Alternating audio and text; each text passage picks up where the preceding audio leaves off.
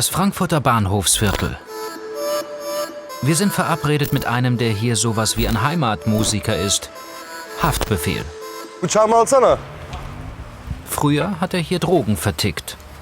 Bruder, lass hoch! Ja, wir laufen. So geht die Geschichte. Heute ist das der Stoff seiner Musik. 0609 Haftbefehl ist damit zum Genius des deutschen Rap geworden. Aber wer ist der Mann, der eigentlich Aykut Anhan heißt? Dem wollen wir heute etwas näher kommen. Ich bin der Zuhälter. Deutscher Rap ist mein Bordell. Pünktlich mit 2 Stunden Verspätung taucht er auf und möchte dann doch lieber am Main spazieren.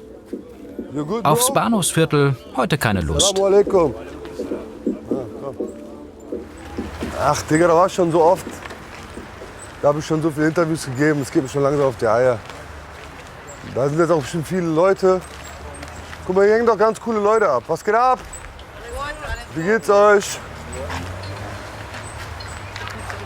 Frankfurt ist auf jeden Fall eine Crackstadt und Kokain spielt hier eine sehr große Rolle in Frankfurt.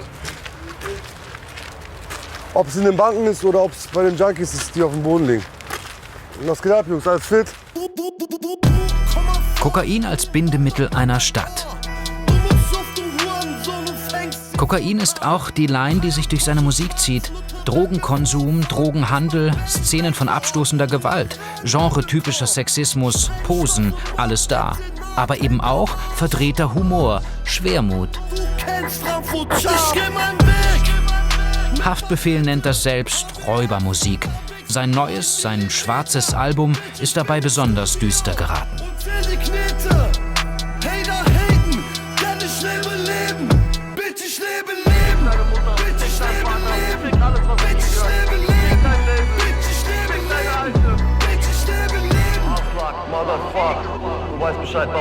Ja klar, ich warne auch die Jugend ein bisschen, dass es nicht so cool ist, damit in Berührung zu kommen. Dass sie lieber Sport machen sollten, anstatt irgendwie jeden Freitag und Samstag in die Diskothek zu gehen. Aber dank Corona gibt es ja keine Diskotheken mehr. Sollen sie sich auf Sport konzentrieren. Drogenprävention nach Haftbefehlart. Sich mit ihm beschäftigen heißt Widersprüche aushalten. Dazu gehört, wie er gleichermaßen Ghetto und Germanisten bedient. Vom Feuilleton kriegt er höchstes Lob für seine dadaistischen Reime. In denen spiele er virtuos und humorvoll mit kulturellen Codes, mische türkisch, bosnisch, sasaisch, alles, was er aufschnappt. Die Regeln des Deutschen habe er sich unterworfen und probiere jetzt frei aus, was noch alles möglich ist mit dieser Sprache. Achso, ich rede oft also in meinen Songs, so wie ich auf der Straße einfach rede mit meinen Kollegen, weißt du? Das ist mein Vokabular. Ich benutze das einfach so. Grün auf dem Boden wie ein Schubern. Ich versuche jetzt keine neuen Wörter zu erfinden oder sowas, weißt du? Das ist halt Slang-Talk. Man könnte auch sagen, mit Haftbefehl entdeckt die Hochkultur den Reichtum der Straßenkultur. Er wurde schon der deutsche Dichter der Stunde genannt. Scheiß mal auf Rolex, Nutte mit der Schubar. Das habe ich ein bisschen verfolgt, aber es war jetzt nicht so, dass ich mich übertrieben gefreut habe. Da freue ich mich über einen Koffer voller Geld viel mehr als über irgendwelche Leute, die über Kultur sprechen und sowas. Weißt du, ich meine? Oder über den neuen Maybach, der jetzt rausgekommen ist. Da würde ich mich mehr freuen, wenn die mir so einen schenken würden. Anstatt, dass sie über... Ja, ist schon krass auf jeden Fall, was ich bewegt habe mit der Sprache und so, dass ich da ein bisschen was verändert habe. Aber so krass jucken tut mich das nicht. Hi. Ich hätte mich auf jeden Fall gefreut, wenn ich die Straße in Offenbach bekommen hätte, die nach mir benannt wurde, fast. Weißt du? Tatsächlich gab es 2020 in seiner Heimatstadt Offenbach eine Petition für eine Haftbefehlstraße. Das hätte mich gefreut, das war auf jeden Fall. Ich glaube, ich wäre der erste Kurde in Deutschland, nachdem eine Straße benannt wurde. Aber ich hätte es nicht cool gefunden, wenn die Straße Haftbefehlstraße genannt hätten, sondern ich wäre eher für Aykut Anhan Allee. Den Klang oder? Weil Ja, es hört sich feiner an, weißt du? Haftbefehlstraße ist doch albern an. So Aykut Anhan Allee wäre schon viel cooler. Aber ich glaube, ich hätte auf jeden Fall was geschafft, wenn ich das, ja. Aber hat leider nicht geklappt. Wer weiß, vielleicht beim nächsten Mal. Haftbefehl ist hier ein Superstar. Danke. Angenehmen Tag noch. Ciao. Dir auch. Hau rein, gell? Heide, Salam, ciao. Wie lang? Geht's dir gut? Gut, Bruder. Wie geht's dir? Gut, dir? Gott sei Dank, alles gut. 10 Euro. Ja, pro Person aber. Spaß, komm. Okay. Bitte schön, Jungs. Angenehmen Tag noch. Ja, pass auf euch auf. Ciao. Sie nennen ihn Baba Haft, Abi, also Bruder, oder einfach Hafti. Können wir dir was zum Trinken anbieten? Wir haben alles geschlossen. Nein, Bruder, vielen Dank. Sicher? Warte mal. Komm, Bruder. Ich hab so drin, alles gut, Bruder. Danke. Auf jeden Fall versuche ich den Jugendlichen was mitzugeben. Also, das beste Beispiel ist ja, dass ich wirklich aus dem Nichts sehr viel erschaffen habe, meiner Meinung nach. Mir ging es richtig schlecht 2008, 2009. Und ich habe trotzdem weiter Musik gemacht. Ich habe immer Musik gemacht, immer parallel zu meinen Sachen, die ich damals gemacht habe. Und habe nicht aufgegeben. Und ich glaube, das sollten sich die Jugendlichen mitnehmen, dass man aus nichts etwas erschaffen kann. Ich glaube, das ist so das Beste, was man sich von mir abgucken könnte. Aber mich als Vorbild zu nehmen jetzt, in der Hinsicht vielleicht, aber in anderen Sachen glaube ich nicht. From Ghetto to Glory, die älteste, abgehangenste Geschichte des Hip-Hop. Ein Klischee, ja.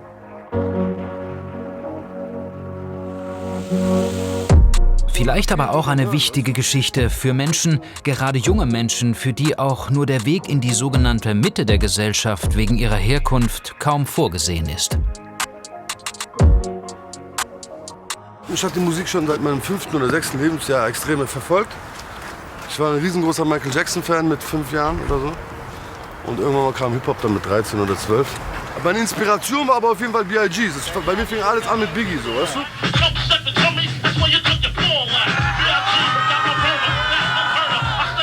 Notorious B.I.G., der New Yorker Straßenrapper, der in den 90ern zu einem der größten des Hip-Hop wurde.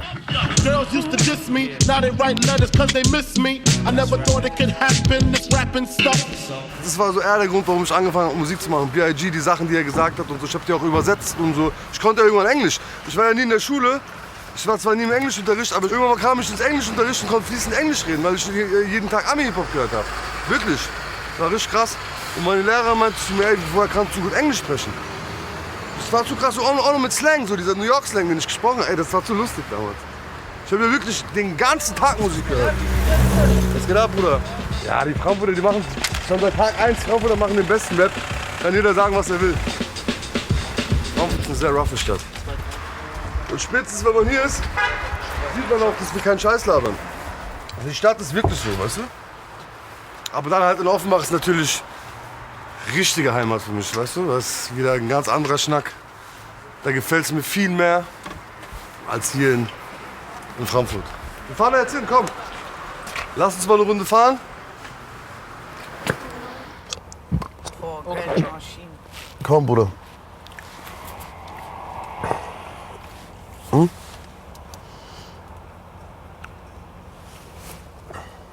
Was geht? Was geht ab, mein Bruder? Was machst du? Wie heißt du? Avram, Avram, was bist du für Landsmann? Rumäne. Ja, wie geht's Ich dir? bin hier. Wo wohnst du? Bockenheim. Was machst du hier? Ich chill hier. Am Bahnhof? Ja. Öfters? Mit deinem kleinen Bruder? Alle kommen hier, mein Vater, alle. Ja? Hängt ihr am Bahnhof rum? Und Können was? wir noch ein Foto machen? Klar. Pass auf dich auf, mein Bruder, ja? Danke, ja, ciao. Warte, bleib mal hier.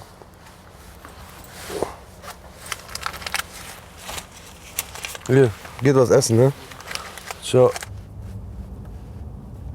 Ja, die hängen am Bahnhof rum, Alter. Siehst du doch. Menschen machen Kinder und lassen die am Bahnhof rumhängen, Alter. Was macht der mit seinem Vater am Bahnhof? Also mein Vater hat auch am Bahnhof rumgehangen, aber ich war nie am Bahnhof mit meinem Vater. Der hat mich totgeschlagen, wenn ich am Bahnhof war. Am Bahnhof gibt's doch nur Dreck und Gesindel und was willst du am Bahnhof? Wo du Kinder machst und dich darum kümmerst, dann mach lieber gar keine Kinder. Dann fick rum, Alter. Mach keine Kinder, Alter. Oder?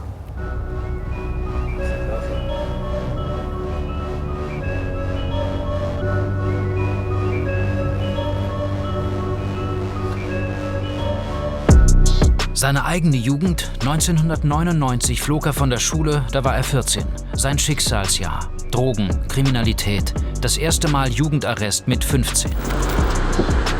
Bevor es nach Offenbach geht, muss erstmal der Maybach in die Waschanlage. Ein Jahreswagen, gebraucht gekauft. Ich mach das. Ich glaub, es wird Zeit, um aufzustehen. Es wird Zeit, um einfach aus dem Haus zu gehen. Einfach rauszugehen, Maybach linke Spur. Mutter, geh mir aus dem Weg. Nachdem ich meine Baby schlafen lege, jag ich weiter draußen, knete all in. Als hätte ich 1000 Leben, Offenbach hat Schaber. Ja, ich bin Chow Brain drauf, seitdem ich 13 bin, ich hab es mir nicht ausgewählt. Papa, ich hab ein neues Fahrrad. Was ist das? Das ist Fernsehen nur. Sag mal Hallo. Wie geht's dir, mein Schatz? Hast du ein neues Fahrrad bekommen? Ja. Das ist mein Sohn, guck. Zeig mal Papa dein neues Fahrrad. Wow. Ist es leicht, oder? Ja, das ist super für morgen.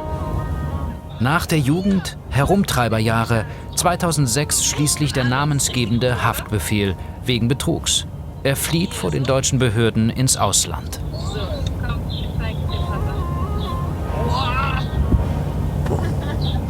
Jetzt hat er halt keine Rücktrittbremsen mehr. Das ist meine Frau. Ich will Papa zeigen, wie du fährst.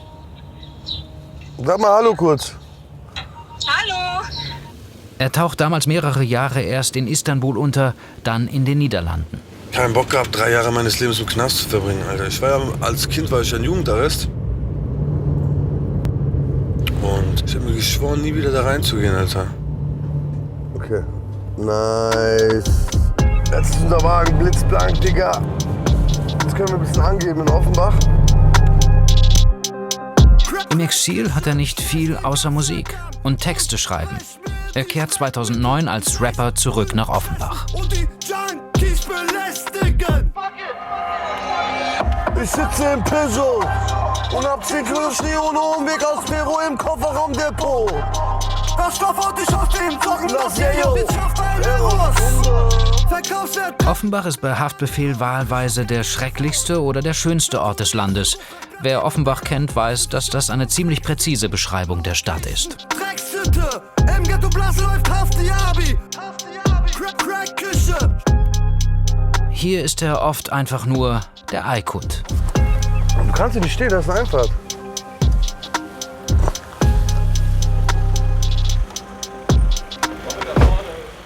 Ach ja, ich freue mich schon auf Essen.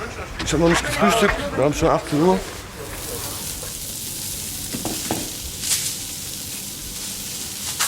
Wie viel Mal? 1, 2, 3, 4, 5, 6 die Dame noch. 7, 8, also insgesamt 16 Mal. 16? 2 Mal pro Person, ja. Läuft. Ja. Ciao. Das ist Trademark Offenbach. Ja? Wie die Italiener ihre Pizza haben, ja, haben wir Haftbefehl. Ja. Ey, wie läuft denn gerade mit Lieferungen und so? Super. Ja? Wir haben jetzt 8 Fahrer gefeuert. Okay. Läuft gar nichts. Läuft nicht gut. Läuft nicht gut. Nein. Corona hat vieles kaputt gemacht. Ja? An die Politik gequält, die Gastronomen wirklich, oder? Politik hat vieles natürlich nicht richtig gemacht. Eins muss man sagen, also es gibt Fördergelder, da fließt auch was. Also wer da jetzt behauptet, dass da nichts gekommen ist, das ist falsch. Das ist gelogen? Das ist gelogen. Die meisten, die es beantragt haben, haben auch etwas bekommen. Ja. Danke, mein Lieber. Ey, probier mal bitte. Wo ist der denn hier?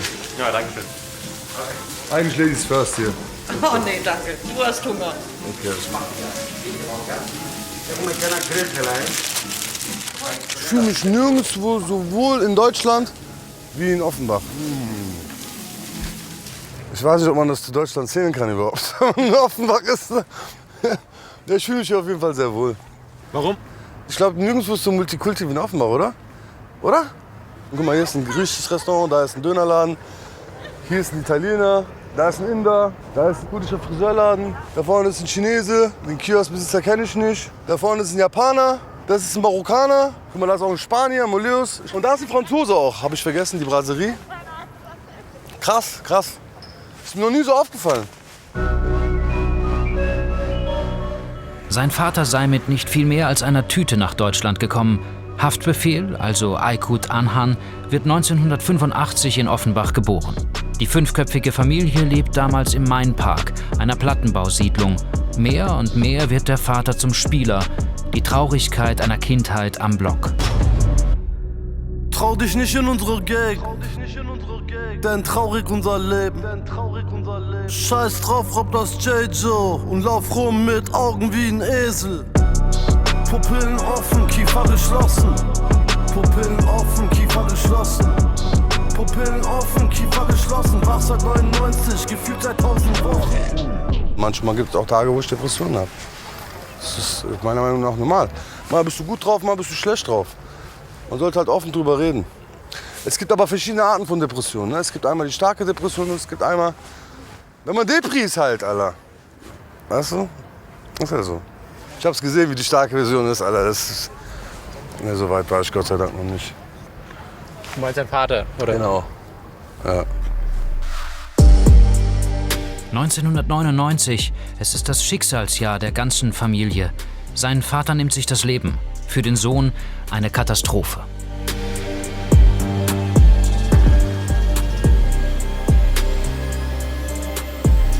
Ich weiß nicht mehr, ob man das depressiv nennen kann. Der war besessen.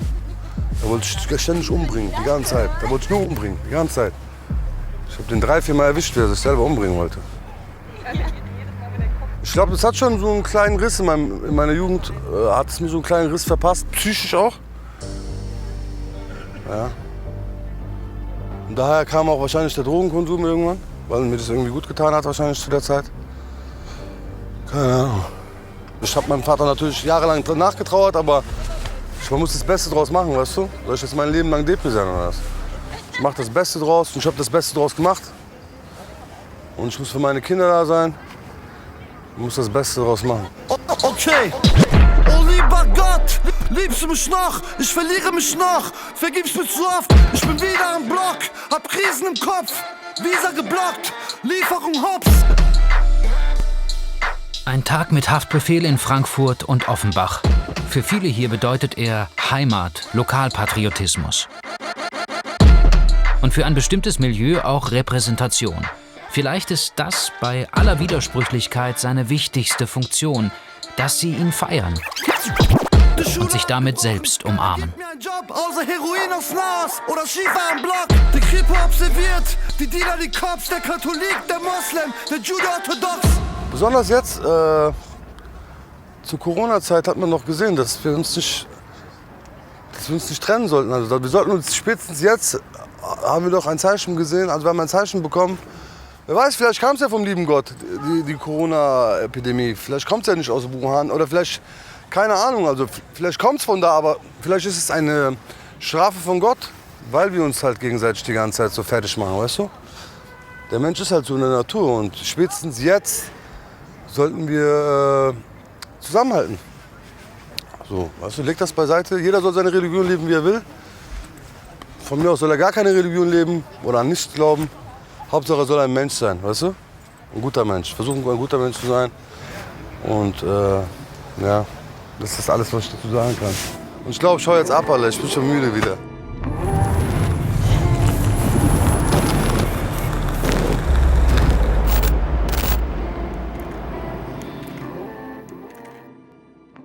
Dadasch!